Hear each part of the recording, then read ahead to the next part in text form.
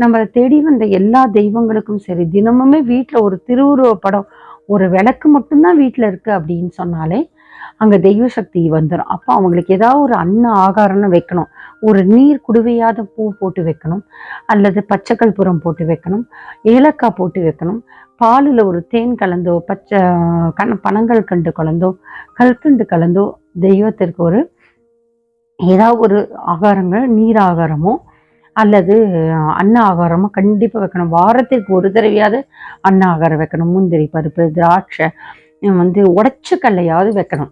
தெய்வத்துக்கு சர்க்கரையும் உடைச்ச கடலை கலந்து, சர்க்கரையும் வெல்லமும் கடந்து ஏதாவது ஒரு ஆகாரம் அதை நீங்கள் வைக்கணும். முனீஸ்வரன்லாம் பார்த்தீங்கன்னா பொரிக்கடலை வைப்பாங்க, அவருக்கு அவ்வளோ இஷ்டம். அந்த மாதிரி ஏதாவது ஒரு பிரசாத நைவேத்தியம். அப்போது 48 நாள் அம்மாவை பூஜை பண்ணும்போது தினமும் ஆகாரம் வைக்கணும். அப்போது பூஜை நிறைவடையும் போது அந்த தாயை நம்ம முன்னாடி வைத்து அமர வைக்கிறோம். அப்படி வைக்கும்போது 48 நாள் பூஜை செய்யும் போது முதல்ல வீட்டை நல்லா சுத்தம் பண்ணி, வாசல்ல மாவிளை தோரணங்கள் கட்டி, வேப்பலை சொருகி, வாசல் நிலைக்காலில் மஞ்சள் குங்குமம் எல்லாம் தடவி, அழகான மாக்கோலம் இட்டு வாசலில் விளக்கேற்றி வைத்து விட்டு, அம்மா இனி 48 நாள் பூஜை பெய்கிறது, நிறைவு பெறுகிறது, நீங்கள் வாங்க, உங்களோட என்னென்ன தெய்வங்கள் எங்கள் இல்லத்துக்கு வரணும்னு கூட்டிகிட்டு வரீங்களோ அந்த தெய்வங்களும் வாங்கன்னு சொன்னால் அந்த அம்மா எப்போதுமே நிறைய பேர் சொல்லியிருக்காங்க. நான் சமீபத்தில் என்னோட அலுவலகம் திறந்தேன். அது வீட்டிற்கு முன்பாக தான் அந்த அலுவலகம். அப்போ அந்த அம்மா சொல்கிறாங்க, நீங்கள் வரீங்க, வந்துட்டு போன அன்னைக்கே ஒரு மத்தியானம் நாங்கள் தூங்கிட்டு இருக்கேன், எனக்கு தூங்கமா உறக்கமா கனவா நினைவானே தெரியல, தண்ணி கொடுத்தோட ஒரு நல்ல சுமங்கலியோட கிட்டத்தட்ட 7-8 பெண்கள் அப்படியே என் வீட்டுக்குள்ளே நுழையிற மாதிரி இருக்குன்னு. அதுதான் சொல்வேன், சப்த மாதர்களும் வருவாங்க. தெய்வம் வரும்போது யார் வேணால் நம்மளோட தொடர்ந்து வருவாங்க. என்னோட எத்தனை பேர் பார்த்துருக்காங்களோ அதே மாதிரி அவங்க வீட்டுக்குள்ளே நான் போகும்போது அந்த கனவுலையும் அந்த காட்சி கொடுப்பாங்க. அதனால வராகியம்மானா வராகியம்மா மட்டும் வரமாட்டாங்க. அந்த 48 நாள் எத்தனையோ தெய்வங்கள், நம்ம விட்ட குறை தொட்ட குறை இருந்த அத்தனை தெய்வங்கள் கூட நம்ம தேடி வரலாம். அப்படி வரும்போது அவங்களுக்கு வாசலிலே இந்த மாதிரி வரவேற்கணும். அடுத்ததாக பார்த்தீங்கன்னா, அந்த அம்மனுக்கு திருவுருவப்படத்தை பன்னீரை துடைச்சி சந்தன குங்குமம் இட்டு, அதுக்கப்புறம் அந்த விக்கிரகத்துக்கு அபிஷேகம் பண்ணி, அதற்கப்புறம் புது ஆடை உடுத்தி அந்த ஆராதனை செய்யணும். அதை முடிச்சுட்டு முக்கியமானது அன்னம் பரபிரம்மம் சுரூபம், அவங்களுக்கு ஒரு படையல் போடணும். அழகா 2-3 காய்கறிகளோட, பச்சரியோட, தயிரன்னம் எல்லாமே இருக்கணும். புளிப்பு, துவர்ப்பு, எல்லா வகை, கசப்பு மட்டும்தான் இருக்கக்கூடாதுன்னு சொல்லுவாங்க. ஆனால் அதுக்காக தான் மாம்பழ பச்சரியாக வச்சுருவாங்க. புளிப்பை வைக்கக்கூடாதுன்னு சொல்லிட்டு மாம்பழ பச்சரியாக வைப்பாங்க. இப்போது சந்தோஷி மாதா பூஜை அப்படின்னும் போது எலுமிச்சங்கழம் சேர்க்க மாட்டாங்க. ஆனால் மற்ற எந்த தெய்வமாக இருந்தாலும் சரி, சித்ரா அன்னம் சொல்லுவாங்க. எலுமிச்சை சாதம், தேங்காய் சாதம், தயிர் சாதம், புளி சாதம், சக்கரை பொங்கல், இதுதான் சித்ரா அன்னம். 5 வகையான ஒரு சாப்பாடு வைப்பாங்க. ஒரு கூட்டு, பொரியல், வடை இதெல்லாம் வைத்து அம்மனுக்கு படைப்பாங்க. இது சித்ரா பௌர்ணமி கூட இதுதான் ரொம்ப விசேஷமாக சொல்லப்படுகின்றது. அந்த மாதிரி சித்ரா அன்னம் வைக்கலாம். அதே மாதிரி சாதம் வைத்து வடை தட்டி பாயசம் பண்ணி அம்மனுக்கு படையல் வைத்து அம்மனுக்கு பூஜை செய்து, அம்மா 48 நாள் எங்கள் வீட்டில் நீங்கள் இல்லத்தில் குடியிருந்தீங்க, எங்களை பாதுகாத்தீங்க, தொடர்ந்து எங்களோட இருங்க. நாங்கள் இந்த அன்னம் பரபிரம்ம சொரூபம்ன்ற எதுக்காக தெய்வத்திற்கு நம்ம உள்ள வரவழைக்கிறோம் மங்களகரமானா, நம்முடைய வாழ்நாள் முழுதும் இல்லம் மங்களகரமாக இருப்பதற்கு. அதே போல நம்ம தெய்வத்துக்கு ஒரு புது படவை சாத்தி வழிபடுகிறோன்ற என்ன அர்த்தம்? நம்ம வாழ்நாள் முழுதும் நமக்கு துணிமணி, ஆடை, ஆபரணங்களுக்கு குறைவே இருக்கக்கூடாது. அதே போல தெய்வத்துக்கு பிரசாதம் நைவேத்தியம் படையில் எதற்காக வழிபடும்? நம்ம எந்த விதத்திலும் ஆகாரத்துக்கு குறைவு இருக்காது. நம்ம எந்த நோயற்ற வாழ்வு, குறைவற்ற செல்வம், எந்த சாப்பாடு சாப்பிட்டாலும் அது நமக்கு ஜீரணமாகணும். சக்கரை ஒத்துக்காது, உப்பு ஒத்துக்காது, கிட்னி அஃபெக்ட் ஆகிடுது, உப்பு போட்டு சாப்பிடக்கூடாது, இது மாதிரி எதுவுமே இல்லாமல் நம்ம நல்லபடியாக நோயற்ற வாழ்வோடு இருக்கணும். அதுதான். ஏன்னா நமக்கு படியலுக்கிற பரமேஸ்வரன், பரமேஸ்வரி அவங்களுக்கு நம்ம கொடுத்தா நிறைய போகிறது இல்லை. அதை நன்றி செலுத்தும் தன்மை, அதன் மூலமாக அவர்கள் ஆசீர்வதிக்கும் போது அந்த அன்னம் பரபிரம்ம சொரூபமாக நமக்கு மாறி, எந்த அன்னத்தை கடைசி காலம் வரைக்கும் எந்தவித குறையில்லாமல் நிறைவான வாழ்க்கை, நிறைவான சாப்பாடு, நோயற்ற வாழ்வு வரணும். இந்த ஒரு மங்களகரமான தன்மை மனிதர் வாழ்வுக்குள் நடக்க வேண்டும் என்பதற்காக தான் மனிதர்கள் தெய்வங்களை போஷிக்க வேண்டும். நம்ம போஷிக்கலைன்னா தெய்வங்களுக்கு இல்லாம போயிடுமா? இல்லை. எவ்வளோக்கு எவ்வளோ பூமியில நம்ம வந்து மனிதர்கள் தெய்வங்களை போஷிக்கிறோமோ அவ்வளோக்கு அவ்வளோ பூமியானது சொர்க்க பூமியாக மாறும். அதனால்தான் அந்த காலத்துல வேதங்கள் வைத்து பஞ்சபூதங்களையும் வழிபட்டார்கள். அக்னி முதலான அத்தனை அஷ்ட பாலகர்களையும் வழிபட்டார்கள். அஷ்ட தேவதைகளையும் வழிபட்டார்கள். அஷ்ட வசுக்களையும் வழிபட்டார்கள். சப்த ரிஷிகளும் வழிபட்டார்கள். எதற்காக அப்படின்னா இதற்காக தான். 30 முக்கோடி தேவர்களும் வழிபடுறது.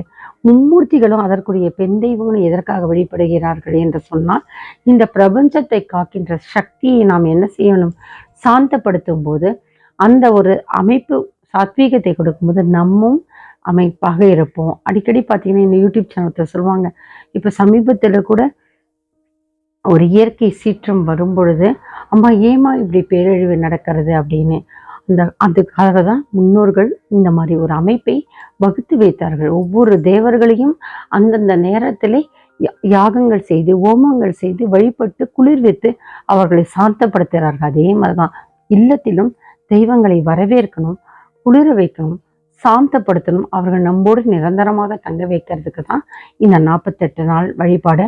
அந்த 48 நாள் வழிபாடுல அம்மனுக்கு வஸ்திரம் சாத்தினாலும் ஒரு தாம்பாளத்தட்டுல புடவை, சட்டை, வளையல், கண்மை, மருதாணி, இது மாதிரி மங்கள பொருட்கள் வெத்தலை பாக்கோட வைக்கணும். அதே மாதிரி அம்மனுக்கு சீர்தட்டு காதோல கருகமணியோட வைக்கணும்.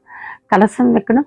கலசத்துல தண்ணீர் வச்சு அந்த மந்திரம் சொல்லி 48 நாள் பண்ணலைன்னா கூட 48வது பூஜை அன்னைக்காவது கலசம் வைத்து அதுல மந்திரம் சொல்லி ஆவாகனம் பண்ணி அந்த தெய்வம் இறங்கணும்ல, அந்த நீரை வந்து வீடு ஃபுல்லா வந்து புரோஷனம் பண்ணணும், நமக்கும் தெளிச்சுக்கணும். அதை தொடர்ந்து பாதுகாத்து வச்சு கூட தினமும் அதை நம்ம தொடர்ந்தியா பூஜிக்கலாம். இதுதான் 48 நாள் பூஜையுடைய அமைப்பு முறை. அது மட்டும் இல்ல, அந்தி சாயங்கால நேரத்திலும் இதெல்லாம் உச்சிக்கு முன்னாடி செய்யணும். 48 நாள் பூஜை படையல் எல்லாம் உச்சி நேரத்துக்கு முன்னாடி செய்யணும். அதே மாதிரி சாயங்கால நேரத்தில் ஒரு சக்கரை பொங்கல் வைத்து அல்லது ஒரு இனிப்பு செய்து திரும்பவும் அம்மாவுக்கு படைக்கணும்.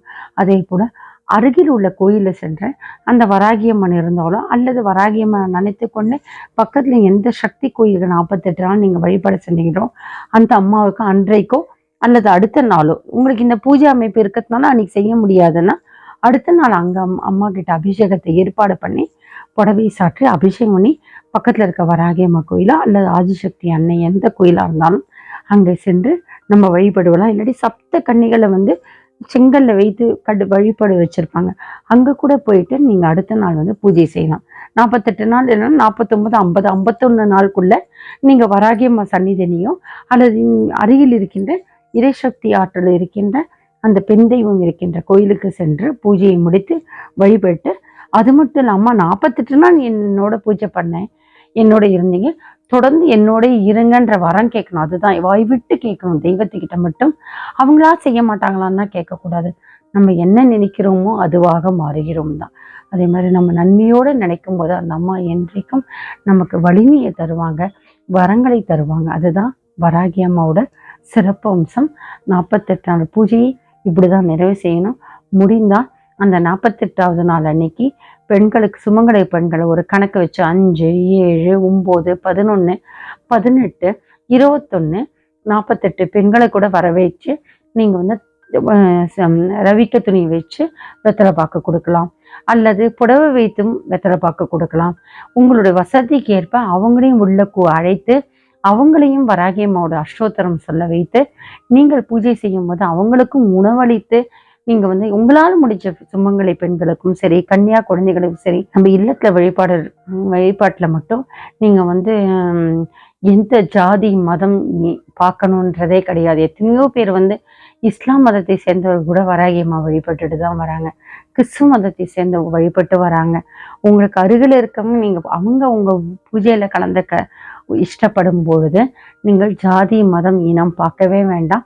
உங்க இல்லத்துல அவங்கள வரவழைத்து நீங்க பூஜை செய்யலாம். இல்லை எங்களுக்கு திருஷ்டிக்கு வருது பக்கத்துல இருக்கவங்க விரும்பலை அப்படின்னா நீங்க பூஜை செய்து விட்டு அந்த தாம்பூலம் இருக்குல்ல, எத்தனை வச்சிருக்கீங்க அந்த தட்டு எடுத்துன்னு போய் உங்க அருகில் உள்ள கோயில் இருக்கின்ற உங்களை எதிர்படுகின்ற பெண்கள் யார் கல்யாணமாக்காத பெண்களா இருந்தா கொடுங்க.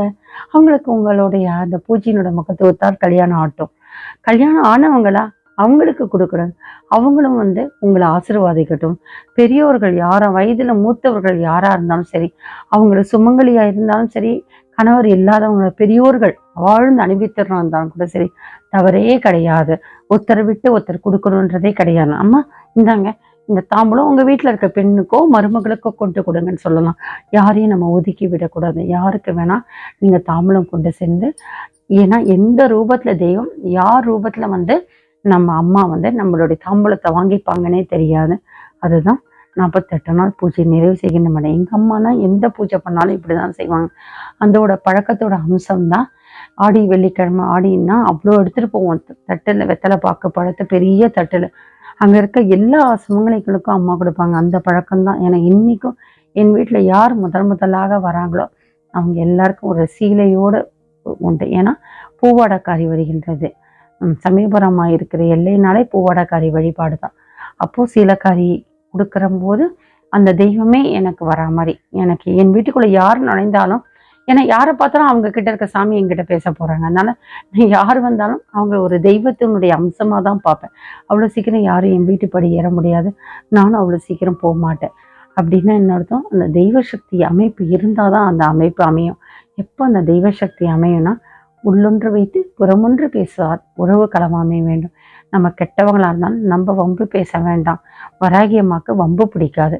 வராகி அம்மாவிடம் வாதம் செய்யக்கூடாது. அந்த 48 நாள் பூஜையில வம்போ வழக்கோ வாதமோ சண்டை சச்சரவுகள் எதுவுமே இல்லாம இருந்தாதான் அந்த 48 நாள் பூஜை நிறைவடையும். கலச வழிபாடோட அன்றைக்கு 48 நாள் அன்னைக்கு கலச வழிபாடு பண்ணலாம். முடிந்த ஓமங்கள் வைத்து கூட வழிபாடு பண்ணலாம். உங்களுடைய வசதியை பொறுத்து நீங்கள் வராகி அம்மா வழிபடலாம். ஆனால் 48 நாள் வழிபாட்டில் கண்டிப்பாக மாவிளை தோரணம் வேப்பிலை தோரணம் இருக்கணும். வாசல்ல சாணம் மெழுகி மஞ்சள் குங்குமம் இடணும். அதே போல தாம்பூலம் இருக்கணும். அம்மனுக்கு ஒரு படையல் போடணும். சுமங்கலி தாம்பூலமும் இருக்கணும். அதே மாதிரி கோயிலுக்கு சென்று அர்ச்சனையாவது செய்து நிறைவு செய்யணும். முடிந்தால் அபிஷேக ஆராதனையும் செய்யணும். இதுதான் 48 நாள் பூஜையுடைய நிறைவுத்தன்மை. அனைவரும் வரம்பலம் பெருக. வராகி அம்மா மட்டுமல்ல, அனைத்து தெய்வங்களும் உங்களை நாடி ஓடி வரட்டும். உங்க குலதெய்வம் வழிபடும் இஷ்ட தெய்வத்தை எல்லாத்தையும் வராகி அம்மா நம்மிடம் கொண்டு வந்து ஒப்படைக்க வேண்டும். அதற்கான தன்மையும் அது தெய்வீக ஆற்றலும் அதிர்வலைகளும் வருவதற்கு தொடர்ந்து வராகி அம்மா நினைத்து கொண்டே இருப்போம். நினைக்க நினைக்க நினைக்க தெய்வ சக்தி உயர்ந்து கொண்டே இருக்கும். அதுதான் அதோடைய சொருவம். நான் ஏன் இன்னைக்கு இப்படி இருக்கேன், யாரோட என்னோட பேசினாலும் தொலைபேசி, நீங்க கூட பாருங்களேன், என்னோட தொலைபேசியில பேசி பாருங்க, உங்க உடம்பு மெய் சிலுக்கும். அதற்கு என்னன்னா 24 மரணம் ஸ்மரணம் வாங்க. 24 மரணம் நேரத்திலையும் வந்து மரணத்தை நினைக்க கூடாது. ஏன்னா மரணமில்லா பெருவாழ்வு எது தெரியுமா? தெய்வத்தை ஸ்மரணம் செய்யுத ஜெபிக்கிறது. மனசுக்குள்ள அந்த தெய்வத்தை நினைச்சிட்டே இருக்கிறது. அப்போ தெய்வம் நினைச்சிட்டே இருக்கும்போது நமக்கு எந்தவித பயமும் வேதனையும் நமக்கு வராது. வராகி அம்மா நம்மை தாங்கி பிடிப்பதற்காக தான் நம்மை தேடி வருகிறார்கள். அப்பேற்பட்ட வராகி அம்மாவை வரவேற்போம், ஆராதனை செய்வோம், துதிப்போம். என்றும் நம்முடன் வாழ்வதற்கும் அத்தனை தெய்வம் நம்முடன் துணை இருப்பதற்கும் வராகி அம்மா என்றும் நமக்கு துணை நிற்பார்கள் என்ற நம்பிக்கையுடன் அடுத்த ஒரு பதிவை நம்ம பார்க்க போறோம். என்ன அப்படின்னா, வராகி அம்மா கனவுல வராங்க. கனவுல வராகி அம்மா வருவதற்கான தாத்பரியம் என்ன அப்படின்றதும், அந்த கனவுல வந்து ரொம்ப பெண் பன்றி கனவுல வருது. கனவுல வந்து அந்த வராகி அம்மா வந்து கன்னத்தை நாக்கால தடவிட்டு போறாங்க. அப்படி இல்லைன்னா திடீர்னு ஒரு பெரிய வராகி அம்மா உருவம் மாதிரி வருது. ஓமம் நடக்குது. அங்கிருந்து கருப்பா ஒரு பேயானது வெளில வருது.